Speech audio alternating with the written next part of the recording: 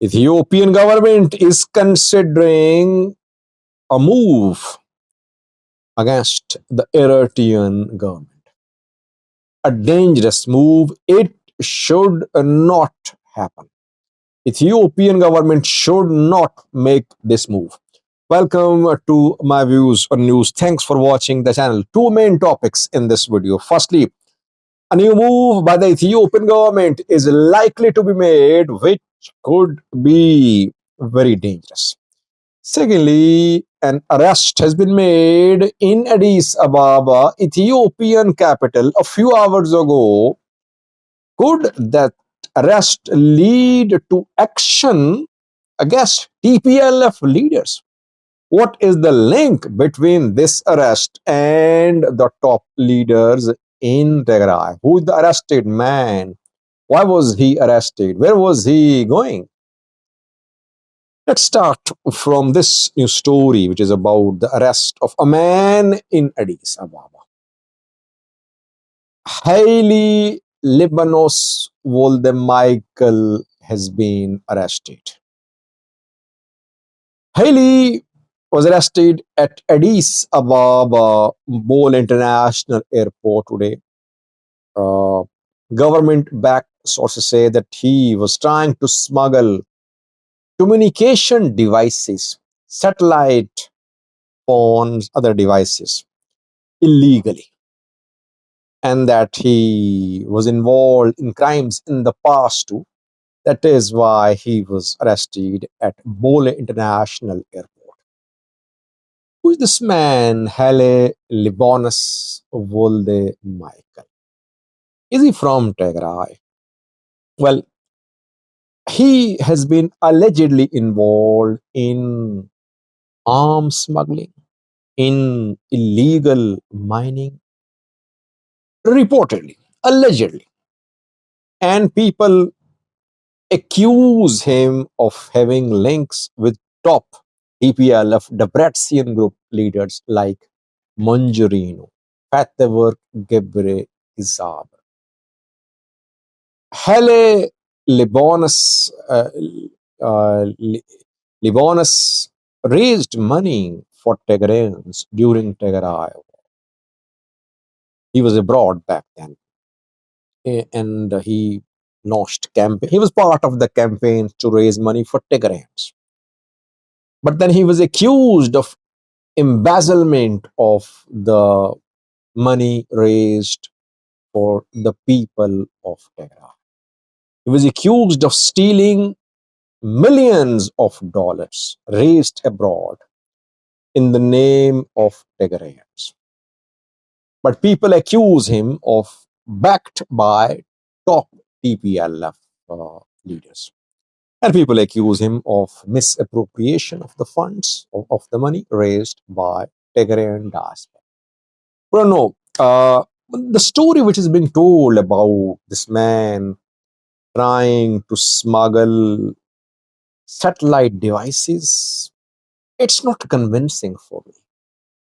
I mean, a man who is such a high profile arms smuggler, he made a mistake of just going to the airport himself and smuggling devices. He could have used his men. Why did he himself try to smuggle these devices? So I think there are some loopholes in the story being told by government-backed sources. Haile Libanos will be investigated. If he is connected with TPLF, investigation could be launched against top TPLF leaders too. Secondly, because Ethiopian government is considering making a major move against Eritrea, which should be condemned, which should stop. Government should not consider this move. Which move?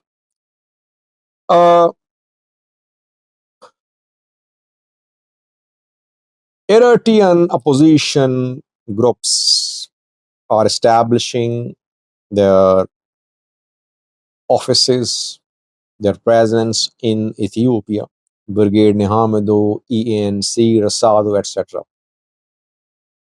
The Eritrean opposition groups want to start an armed struggle from Ethiopian territory, and they want to enter Eritrea, or they want to indirectly enter Eritrea through the people there by influencing them.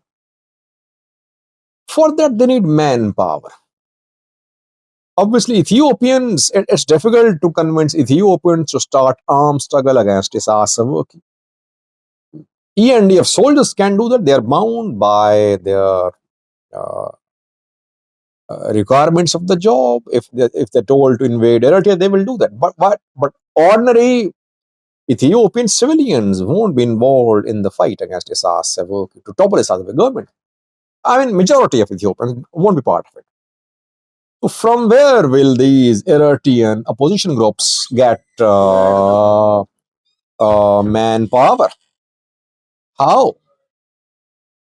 Ethiopians won't support them. They would need the support of Eritreans. Uh, will Eritreans from Europe, from America, come to Ethiopia to start this armed struggle? Well, some might, but it's difficult to bring back thousands of Eritreans from Europe, from North America to come to Ethiopia to start an armed struggle. They have their families there. They have their residential status there. All of them won't be willing to risk everything. So a few dozen, a few hundred could be convinced. A few hundred is a big number, by the way. It means that one of the main problems which these Eritrean opposition groups based in Ethiopia are facing is the lack of manpower. They need manpower. And they think that through a strategy, they can get manpower. They want to use Eritrean refugees in Ethiopia in their armed struggle against the Eritrean government. For that, they need Ethiopian government support. I mean, Brigade Hamidu on its own cannot recruit, cannot convince refugees from Eritrea who are in Ethiopia to start an armed struggle against Isaias Afwerki government. Some might join, but others might not. Majority might not. Only way for Brigade Hamidu, for opposition groups in Ethiopia to get lots of manpower is by forcing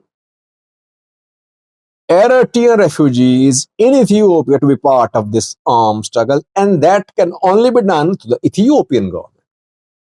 Because these Eritrean refugees need Ethiopian government support if they want to be recognized as refugees, if they want to be allowed to start businesses, if they want to get food aid. For all that, these refugees need the support of the Ethiopian government.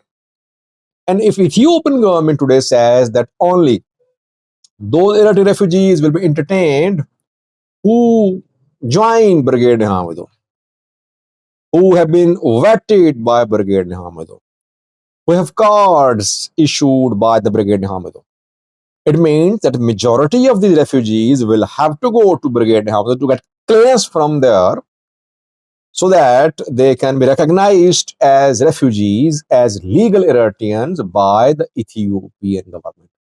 This is what is being considered. Brigade Hamidu, other Eritrean opposition groups, they are asking the Ethiopian government to make it mandatory for Eritrean refugees in Ethiopia to be vetted, to be verified by the Brigade Hamidu. Ethiopian government is considering this proposal. It is under consideration. It has not been approved so far. I oppose it. Those Eritreans who flee their country, they flee for different reasons. One of the main reasons is repression in Eritrea, lack of economic opportunities in Eritrea. So if they enter Ethiopia for a better future and they're forced to join the armed struggle against Eritrea, that would be tragic. That would be tragic, I say. So I don't think that I would say Ethiopian government should not follow this dangerous strategy. It's a violation of basic human rights and human values. Eritreans suffer in the country. In some cases, when they try to flee, they risk their lives. Now, in the neighboring countries, Sudan, there is war. Ethiopia, warlike situation in Amhara. They risk their lives to enter neighboring countries.